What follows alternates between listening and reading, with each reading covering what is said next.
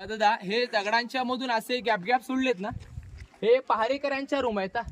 Watch tower नियंत्रणाला जी लोक उभं राहायची त्यांना उभं राहायलाही जागा होती.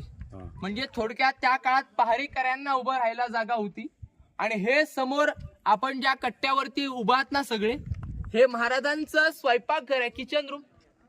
आता प्रश्न असा पडतो, महाराज इथे राहिले मग महाराजांच्या समोरच स्वयंपाकघर का?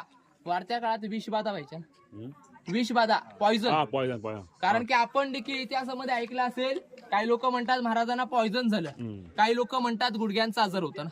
हे स्वयंपाकघर म्हणजे आपल्यासारखं 2 किंवा 3 लोकांचं नाही, 2000 लोकांचं. आणि कसं होतं स्वयंपाकघर, महाराजांना जे अन्न खायला दिलं जाईल ते प्रत्येक शिवभक्ताला दिलं जायचं, मावळ्याला दिलं जायचं. अन्नामध्ये भेदभाव नव्हता ना, म्हणून 18 पगड जाती एकत्र केल्या ना महाराजांनी. दुसऱ्याच्या झोपडीत जायचंय, त्याची चटणी भाकर खायचं नाही, त्याला स्वराज्यात एकत्र करायचं ना. आज कल्पना करा, लाखो रुपये देऊन लोक एकत्र येत नाहीत, फितुरी करतात.